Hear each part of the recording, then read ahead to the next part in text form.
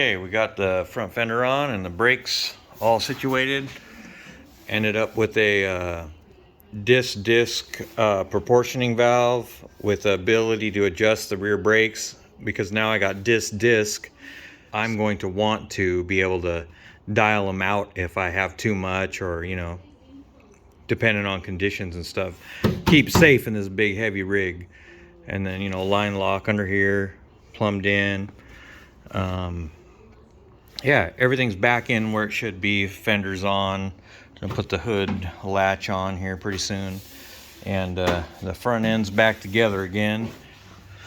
Okay, so after some careful consideration, I'm gonna put a brace. I already got the metal prepped and stuff, but I'm gonna add a brace to the Watts link like this on the rear end housing.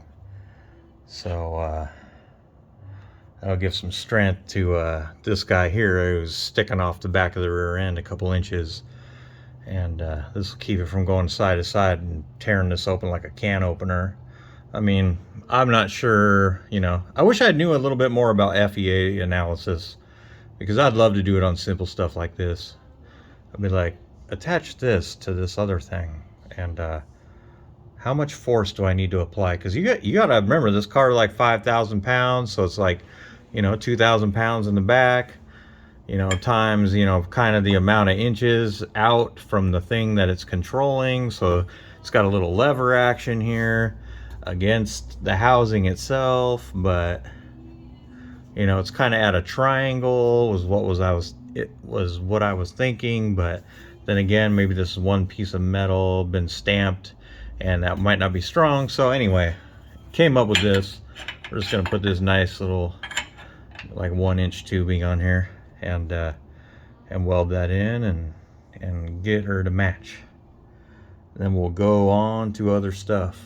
And we got all the brakes in, so that's something else I had to do, is put the brake lines in. So we got the rubber line coming off of the frame up there, and then it'll come down right into the splitter there in the front and out to the calipers, and everything's put together and pressure tested and works great. So on to the next thing. I had to weld the tabs on there, and I think there's a tab right there somewhere.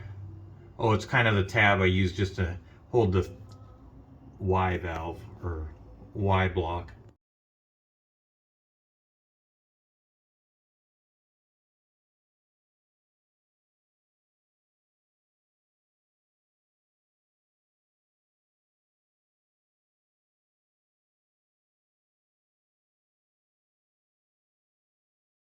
Alright, so if you have a 0 to 5 volt deal, you can use it for your shock sensors, like these ones from Low Dollar here. And like fully extended is 5 volts, and then all the way in is 0. So 0 to 5 equals 0 to 7 inches, and you'd be able to put all that stuff on any 0 to 5 volt data collection or into your Holly or whatever. So now we're dropping the transmission cross member here behind me. We just pulled this out, and we're going to lower the mounting of the transmission down about 1/2 inch to get a little more angle to fix my drive shaft U-joint angles. And I'll show a graph of like before and after, roughly what I should have.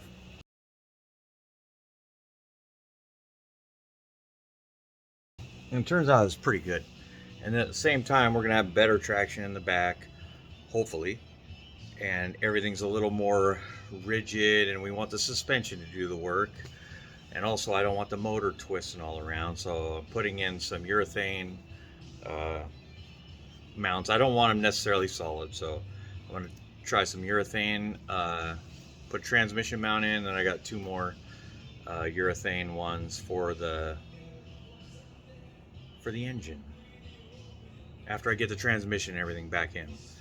And hopefully we'll get gears in it this week. It's been pretty intense, down to the wire. I threw a new thermostat in it because I wanted to bring the temperature down about 20 degrees if I could, because I had like a 195 in there and the car ran about 200 or 210, which is fine, doesn't bother me. But I thought, you know, longevity, well, I can't say longevity. They ran for 200,000 miles before. Anyway, just for hot rodding and stuff, bring the temperature down a little bit because I guess maybe because the output's higher, so now we want the temperature to be lower, and it kind of helps it not detonate, etc. More for those kind of purposes. So yeah, if we can keep the heads 20 degrees cooler, maybe that'll be okay and not be detrimental. So we're gonna put this thing in, get all this done, and then throw this exhaust back on, and it'll be a roller. And then I'm gonna test the springs and see how good we sprung the car, and see if I need to order some springs expedite. Okay, so that actually this new urethane mount ends up moving the mount. Which way does that go? It looks like it moves it towards the front. Almost 3/8 of an inch or something. I didn't really measure it. I'm just hogging out this hole. You can see it. It was a circle, but now I brought it down, and that part fits.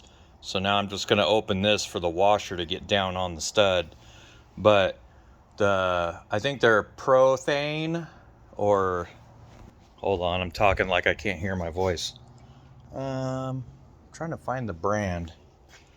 I had it out here. Well, shoot. Here it is. Yeah, Prothane. So the Prothane 4L80E mount seems to move the transmission backwards. I guess it just says XXX7-1604-BL. So maybe it's a universal one. I don't remember anymore. But I just had to move the hole a little bit so it could fit the new mount. So I guess if you got one of them Prothane ones and your mount doesn't have a slot, then you're going to need to put a slot.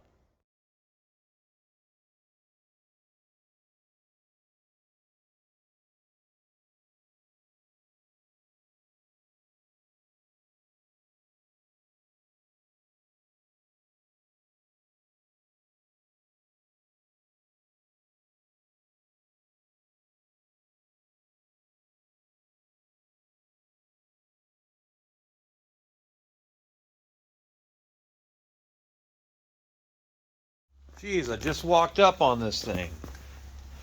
You know, hey, buddy, would you mind giving a guy some room, sir? Hi. All right. Okay, we got the old girl on the on the ground, and there she is. And much less squishy. I don't know how much we change the spring rate, but it'll be cool to find out how it drives. And then right now we've been, I'll take you in. So trying to clean the inside of the doors out, like down in there.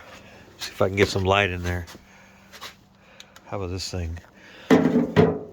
So in there on the inside of the door, trying to scrape all that stuff off.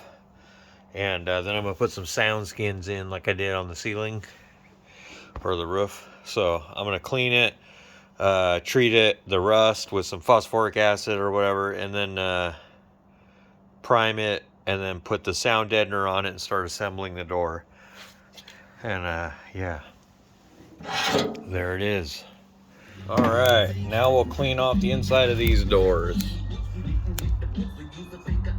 That's all we're trying to do. Inside of this door, inside of that door, get them ready so we can go to put these things together. So I took my engine run stand I made for LS motors and computer mount. Even got a check engine light right here. Anyway, I got this trailer piece on here to make a door alignment tool so it can roll under the car. It's pretty heavy, and then you just crank this up and down and it'll move the door up and down. I just gotta make some brackets off of this thing here to go in and grab the door. We're almost there.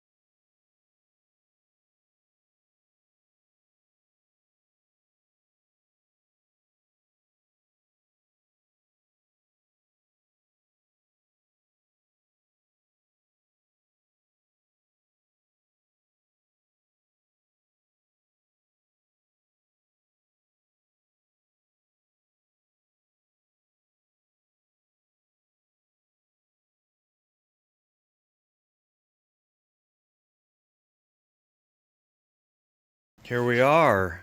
And okay, we're back to the wagon. So anyway, let me get these off of there. Got our hood hinges in. We just bolted a couple things on since we last seen. Putting these on and off a couple times took me about 2 days. So I finally figured it out. The window channel run does not run above this, which I thought it did. So I kept trying to jam the window channel run under there, but now I just have it fitted up to here and down in the door. I kind of figure out what was what. I was trying to put the rear door one in the front. So, and you know, it was just, I don't know if I should have known or what. Anyway, I got the back one fitted. Well, it belonged in the back, but it was from, I tried to put it in the front, so I kind of screwed it up a little bit. But anyway, I fit these in. This is just window channel run.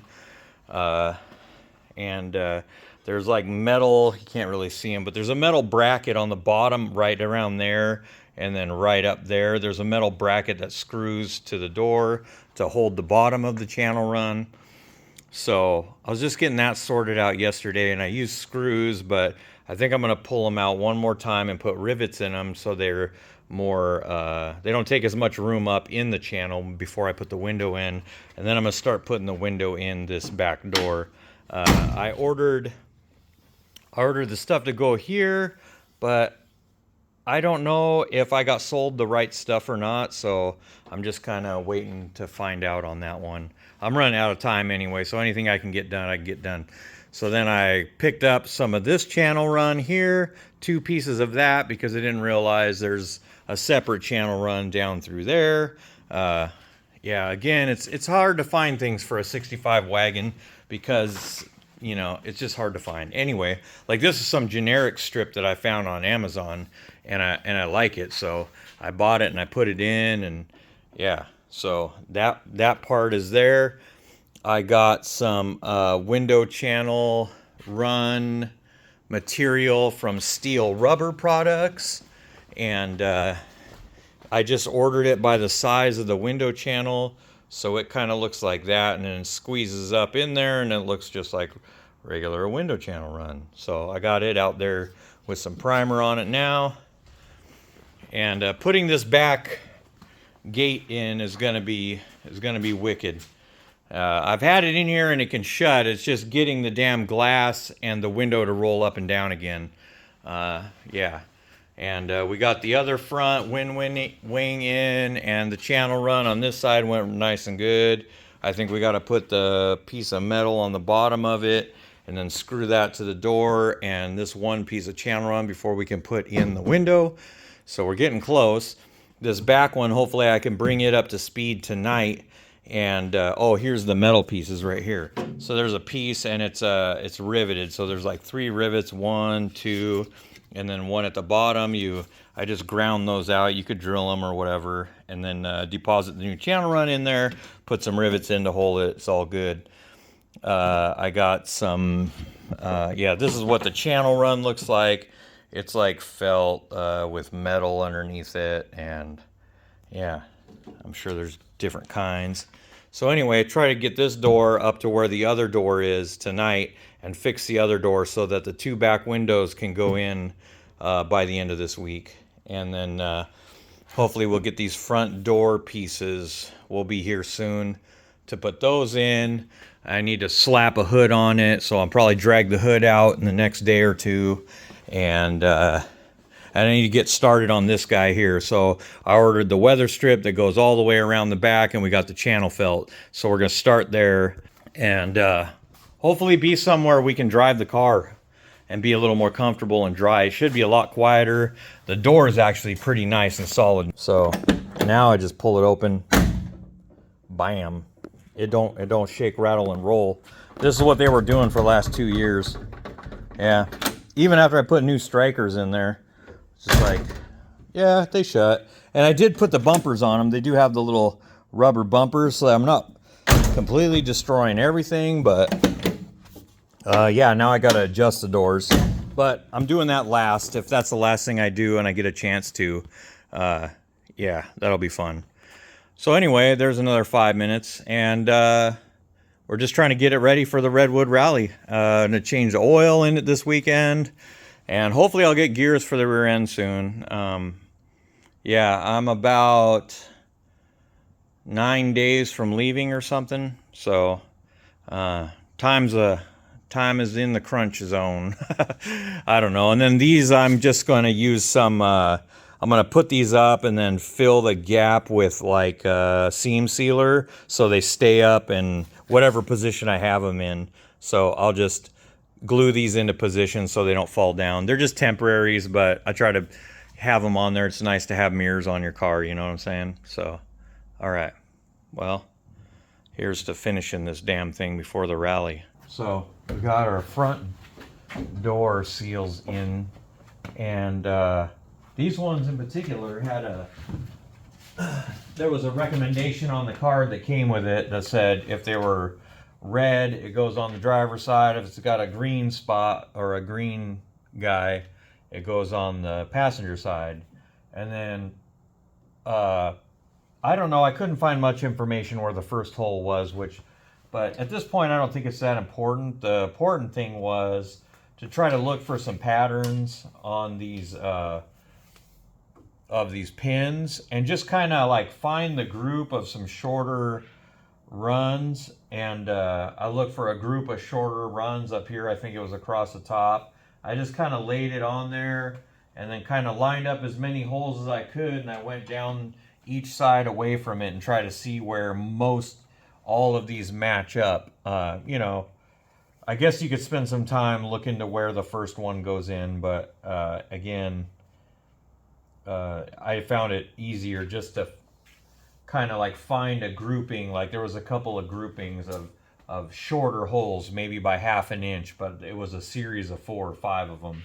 And then just trying to like kind of look at this where you could see, you know, right here I could see there's a shorter distance between these 5 than these 5 over here. Like we can look at it side by side maybe, and you could see how many more if I line them up there are on the right than on the left. So that's what I'm saying, like there's a grouping. Anyway, if not, I think it started in the bottom corner somewhere. Then I try putting a piece of tape on here before I put the dots of weather stripping adhesive in between where the pegs mount. They're like, you could lift up there, and then there's like a little white peg that went in under here. I don't know, maybe I put it right on them. Anyway, there it is there, and then I put a dot in between them. There's another one. Yeah, so anyway, yeah, so let's put a dot of adhesive, but I've tried wiping it off a couple times, and I think maybe this is the trick. So, but I'm gonna pull it off before it fully gets dry so it doesn't pull the adhesive out of there. I'm gonna see if that works. So actually, the desired effect was good. I think I need to just be better with my application of the rubber cement, so, or weather strip adhesive. So I will be more careful. And then I put on these corners a little piece of tape, hold it in a little bit so I can keep it kind of wrapped up in the top of the corner where it's a little less natural for it or something. So we'll just hold it there for a little bit until that stuff stickies up. Yeah, so now we got 4 wonderful closing sealing doors. So bam, pretty solid even with the door improvements. Also can't wait to actually cover it. Hello there. Have you ever done a Herculiner before? Well, neither have I. Let's get it on.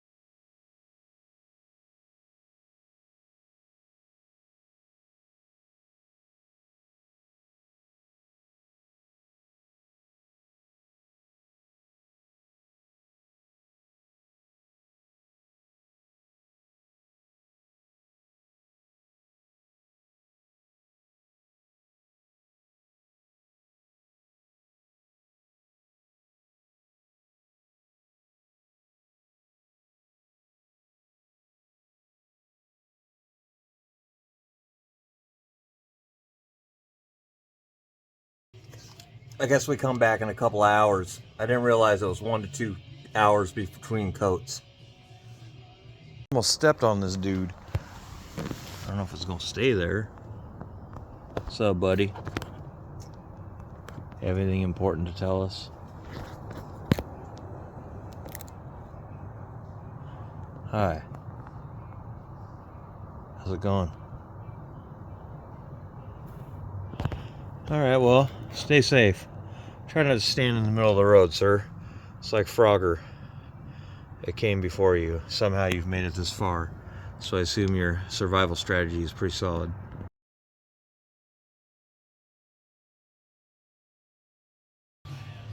Today's the day we get to take this thing out on the road and start breaking in the rear end. But I need to get a license plate on it, and the only one I have is the back anyway, so got to get the bumper on, stuff like that. And then I was trying to redo my tailgate latch bolts to make sure I got a shoulder all the way through.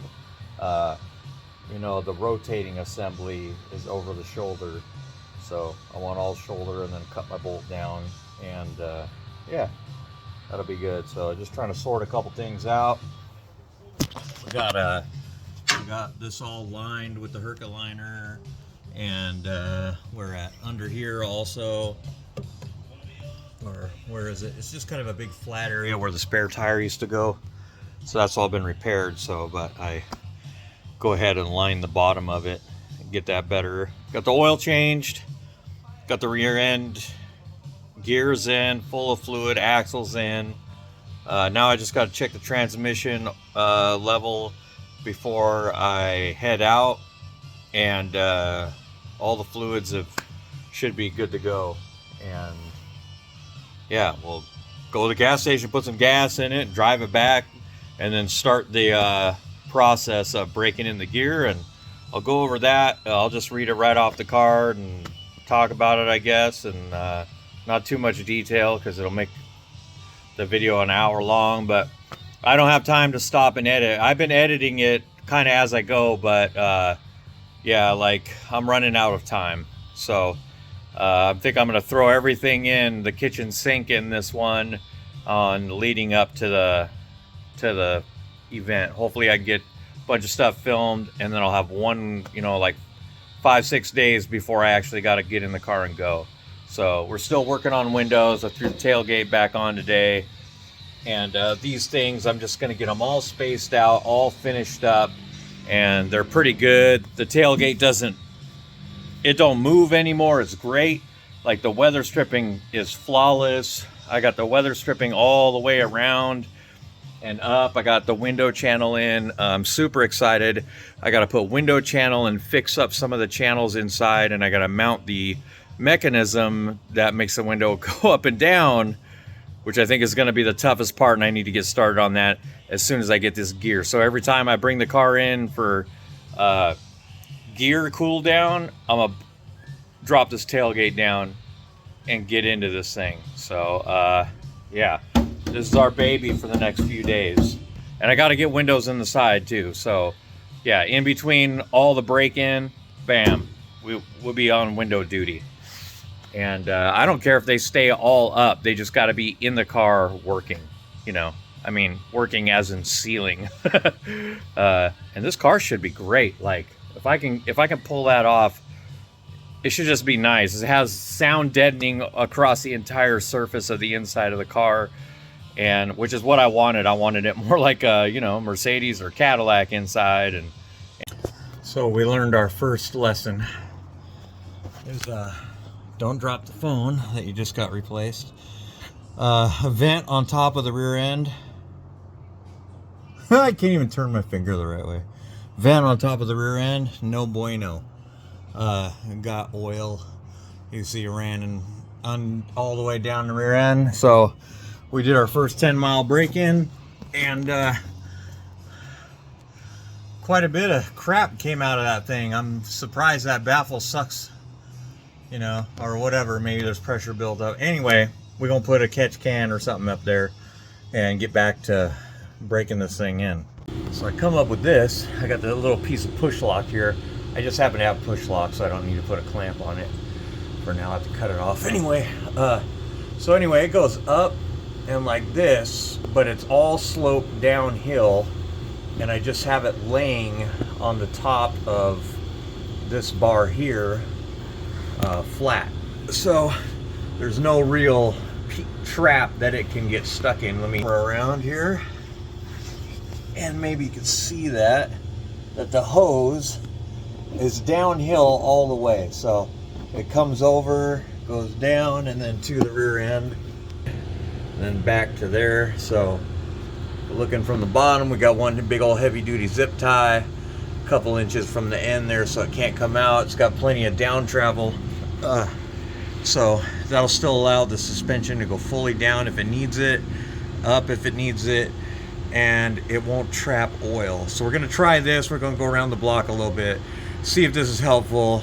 You know, I ordered a I did what everybody does. We just, you know, whatever, we need to order a catch can. So we'll mount a catch can under here and stuff if we can, but we're gonna try this and see if it doesn't, yeah. We're gonna get this all sorted out before we get on the track and spray it down, you know what I'm saying? We got another window in over there. Put about 22 miles on her today, and fix the issue with that breather is cleared up. So it's all good. On to the next day. Let's get some more done tomorrow. So we got our about 20 miles on it yesterday, and of ring gear break-in, ring and pinion. So we got us a nice shiny new AC Delco horn. So we're gonna put that horn on today.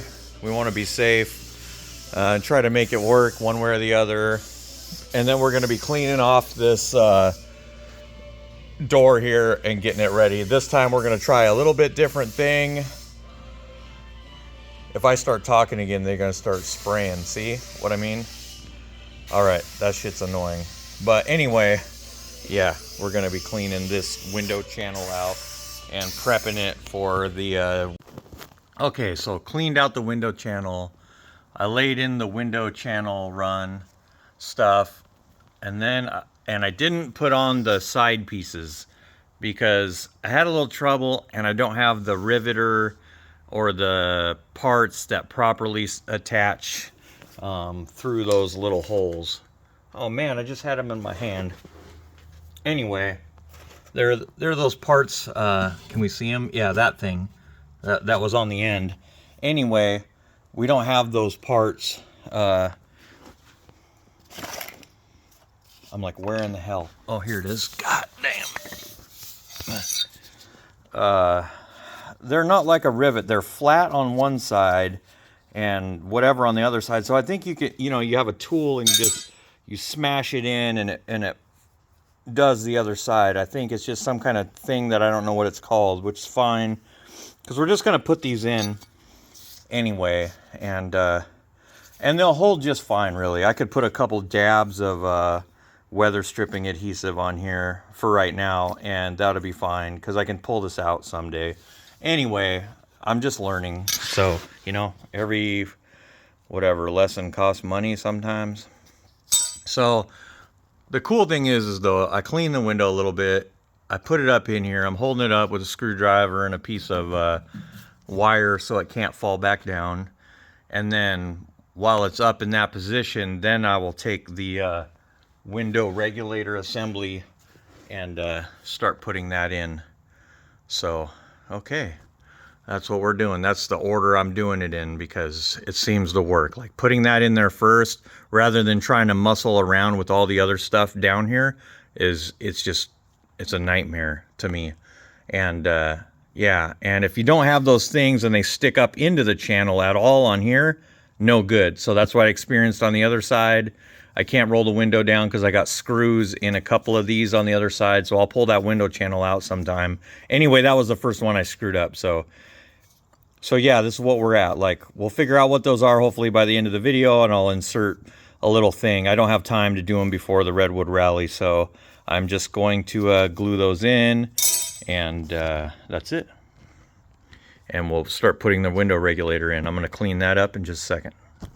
And one thing that really separates a lot of people, no matter what track I go to, no matter what kind of racing I'm doing, it's preparation, like nutting and bolting the car. That means getting under the car and checking all the shit you just bolted on your car and make sure it's still on there and tight, you know. Like if you don't see no threads poking out the end and you knew there was supposed to be some thread on there, that's a good time to tighten that up. You know, if you got wires that are loose, they're going to create, you know, heat. You know, because you can not even over amp stuff and you can over temperature it. You can heat it up too much and burn stuff that way. Yeah, make sure all your brake lines are good. You know, when you do a big project, you gotta, you know, part of the project isn't done until you do a little follow up. So, you know, we're doing good on the breather and everything else looks pretty good. We're pretty drip dry, and pulled the drive shaft out and still had a little bit of a sticky U-joint. So I pulled it apart, put it back together again, and checked it out. Everything's good. And it freed up a little bit, and we got that. If we don't get this done, they're going to have to close the shop. And, yeah, I can't hold it with the other hand. So anyway, I'm just nutting and bolting. I'm getting under the car. I'm checking all the stuff I've played with, making sure all the bolts are in, make sure everything's tight or not tight, or all the, in a 4-link, I try to make sure that the suspension isn't bound up. So we got a lot of links and stuff in here. There's a drive shaft anyway. But you got these links here, you know, they shouldn't be bound up. One of these heims shouldn't be turned one way and the other one turned the other way. They should both kind of turn together, and it kind of keeps the suspension the most free. So that's a thing to look out for. The Watts link, I'm looking for any fatigue in my side-to-side links or anything like that. I think we're going to have to jack this thing up one more time to set the ride height a little bit. And hold on a minute. It's Jana.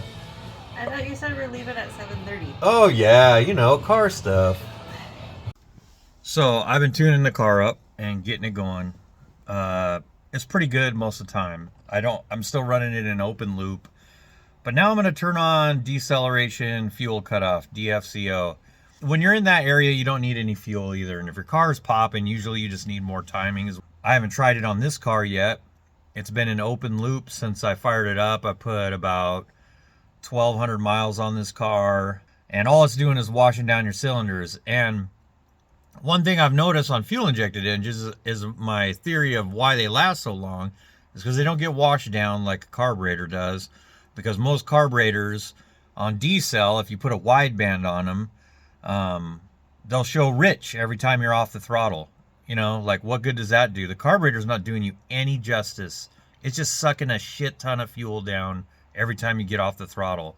So everybody's like, oh, watch your throttle, watch your throttle. Yeah, well, every time you let go of the throttle from any speed, it just sucks fuel down into the cylinders, washes down your cylinders. So, I don't know. I never really heard people talk about it before, but I think that's why newer motors last so long. I think they keep the oil film a little bit better, and it, you know, it's just better. So my first car was a Chevelle. Not my first car. My first car I started doing data logging in was a 71 Chevelle. And I bought the little AFR gauge with the Nernst sensor from, what is it, Autometer. And it had the little bars, and it was like rich or lean. But, you know, it could only go rich or lean. So every time you were off the gas, you know, so I didn't really know as much then. And then I kind of gave up on them. I'm like, why is this thing so shitty? And it's like, oh, well. And then widebands came out. So then I got widebands. I've had widebands in every car since. And I actually put one in my old truck. I had a 76 Chevy truck that had a 350 in it.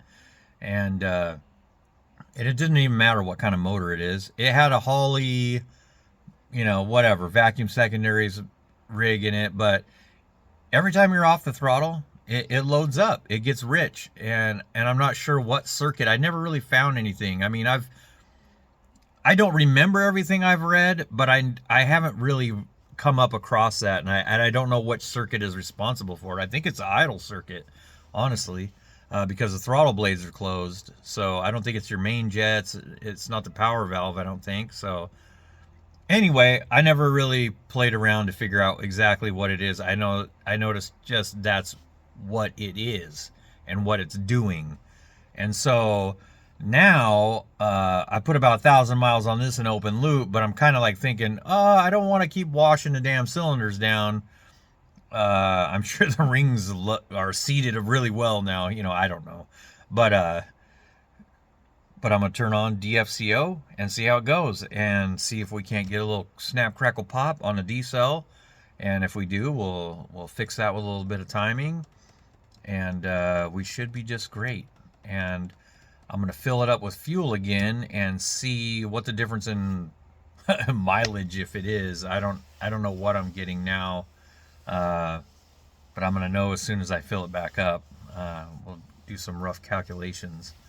Yeah, so that's where we're at. We're just getting the tune ready for the drag and drive, mostly the drive. Wide open throttle, I'm good at like 12.5 to 13 to 1.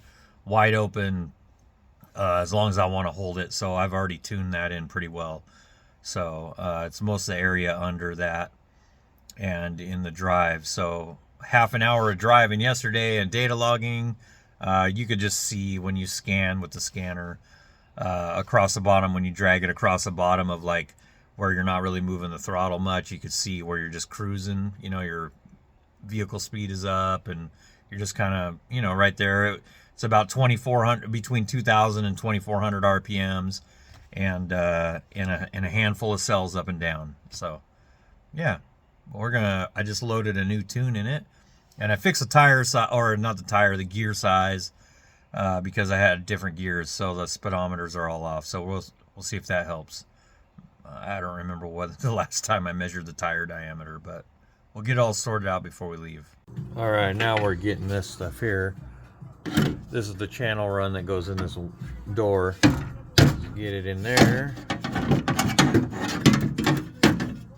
at some point, and then it's got to go in the back here. I'm going to stand it up. It's got to poke out in a couple places. We're looking to line a hole up right there. Oh man, that's great. That didn't get painted. And then right here. So let's see, it might be easier to do one first. Get this channel run out of my way. Man, is it tough to see in there sometimes. Okay, somewhere down there. Got the bottom in, and we just got to find the hole there. Bam! Just line that guy up. Oops, I'm not even showing it. Yeah, there we go. Just gonna have to move up just a little bit somehow, but I'll feel it out. Oh, geez, I'm not showing it again. Oh. All right, well, anyway, it's that guy right there. We trying to just line that up. It's like you can't even see it, Bear. I can, I swear I can. So here's another deal. We got, I pulled this window regulator out, I don't know how many years ago. Anyway, I just took this, you know, like piece of masking tape and a pen, and I just wrapped it around here, and I actually kept both brackets together out of the door. And not only that, I try to keep the fasteners just loosely put in a few threads into everything. I didn't get all of them. They could have been bad anyway. Now I got most of my fasteners, most of the thing, and I know where it was located. So it's helpful to organize like that, and it really took no time at all. You know, literally. Well, not literally. It took some time, and it took time to tell you. Well, it looks like if you're at your local hardware store and they got this kind of thing, you probably get some little rivets like this to put your windows back in if you needed them. They're not hollow in the middle, so I don't know how hard they'd be to squish, but there they are. Pretty good price, and that'll help put your windows back together. Window run channel. They're the type of, similar to the type of ones that you would see. We got some more window run channel to run. Two little pieces in the back here.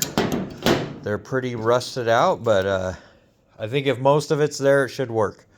So we just gotta dig the, we got fasteners in these damn things, you know. These are the worst of the bunch. So anyway, we got some window run channel. I just got it from Summit Racing Equipment because I can get it in 2 days, and I'm like, I'll just glue this in, it'll be just fine. Watch it outlast all the other stuff. Yeah, you never know. Anyway, we got the tailgate to do. So we got our wires run. I actually wanted a new grommet here, but I didn't get one. But yeah, we got the wire. It's got a plug. So see if we can get this tailgate hardware. I got hardware for here on both sides, and then I got rod material that I'm going to try to build a working release rod. And then once I get that, then I'm heading straight for the window. So I think we got a win here. It activates the mechanism under there. Yeah, we had to bend this little rod here, and it's connected up there. Can you even see up there? Yeah, bam. All right, and then it has a lever under here that makes sure the window's down, and it like presses it down. Can I reach it? This lever right here has to get out of the way. So it gets out of the way, and then you can activate the door. Otherwise, this thing's up, the door doesn't open. We have another victory. It's getting late though. We got them both moving. Oh my goodness. I don't even know which way's forward, which way's backward. Is it moving? Cool. We're good. Let's put the handle in. Oh, I hope it works. All right. We got it. On to the next part of the puzzle.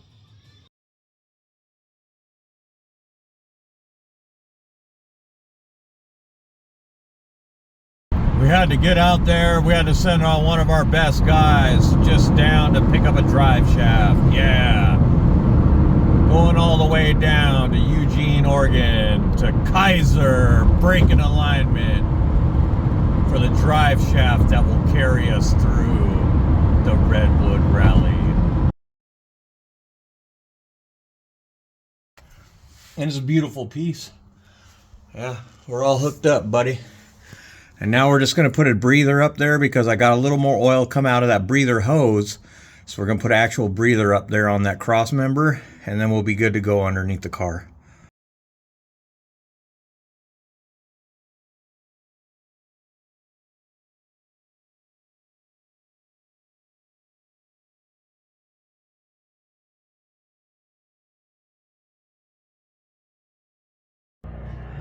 Okay, we got the vent catch can in. That's how it's mounted. It had a 2-screw bracket on it. You have to grind it flat from the screws vertically up to the edge of it, but then you could just mount it to a flat little tang hanging down. And I just use the other piece as a bolt pattern to transfer the holes. Yeah, pretty simple. Bear, this is your opportunity to do something stupid with the hood. And I had to answer the call with yes. Let's get it on.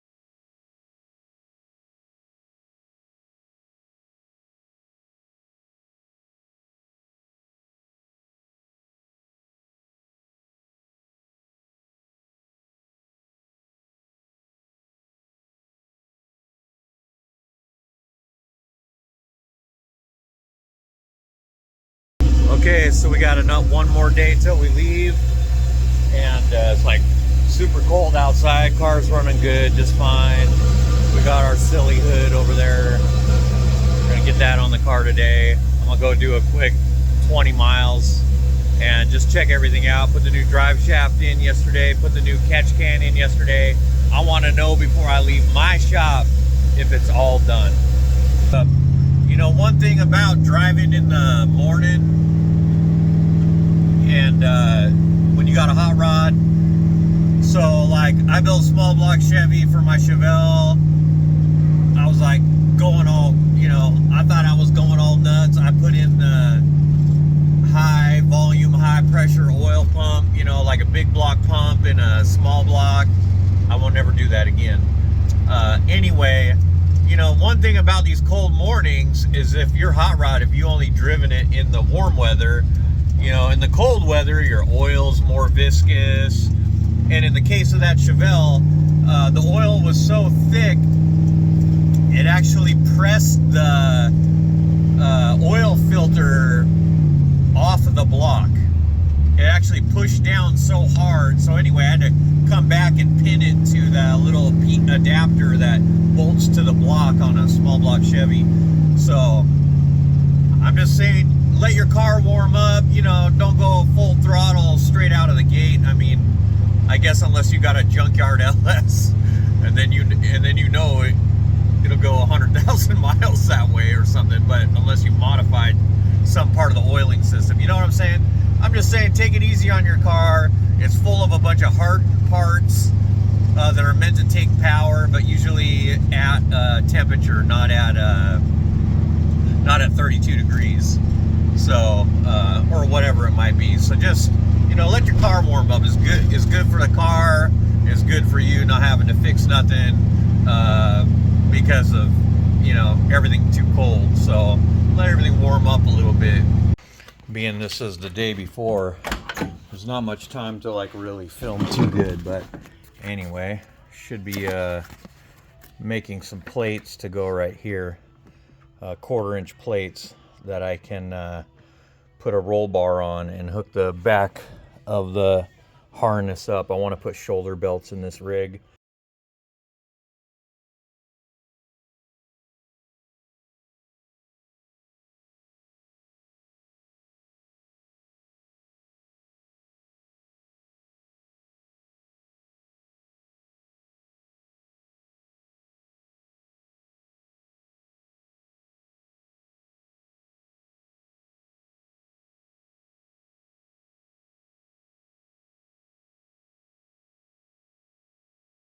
We have our 1/4-inch plates put in place, and now we're going to mark the holes where it's going to mount to the pillar. So, and then we'll have a spot for the roll bar. It's not a roll bar, it's just an attachment point for the seat belts.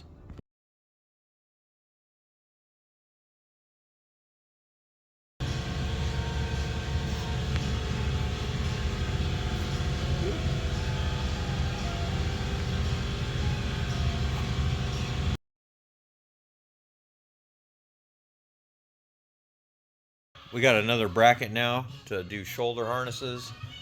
So we'll have a full 5-point. And it's pretty safe for folks to be around, not in the back seat. We could put padding on it for that. But it unbolts also. Yeah, we got 7 out of 8 windows in. So we're gonna try to get this last one. We worked on these hinges the other day, and then we kind of working to putting the mechanism in and getting it wired, and we got the latches to work, so everything's going. It's just not done yet, but let me get done with this camera and keep going. Got a little bit of a climate issue outside. It's raining anyway, so we had to pick up some Rain-X this morning. It's day 0. We should leave today. I'm just trying to get these back window pieces going, and then these mount to the window and then slide onto here, and then there's one on each side of the rear window, and they roll like this as it goes up and down, and there's one over there, except for this one here is missing the insert piece, which they look awful anyway, but anyway, I got a square nut here. Probably didn't need to get a square nut, I guess, but I thought, oh, that'll be the easiest to work with. I'm just trying to size it up, get it in there, weld it, and then I can put the back window in. And we got the wiring to the motor. I'm missing the plug, but the plug didn't have that good of contacts anyway, and I was having trouble getting the terminals out of it, so I just wired this up, and it's nice and tight. And it goes up and down now. And then I put in all the wiring I need to do the rest of the tail lights on the road or whatever when I get a chance, because I mean they all work and everything, but the ones in the tailgate haven't for a while, so I need to run all new wiring. And everything's in there in place. I just snapped some Wagos on the end so I could even prototype it up and get it all working. I took some Wagos with me. I'll get it running pretty quick. I just trying to get out of here. So we got, yeah,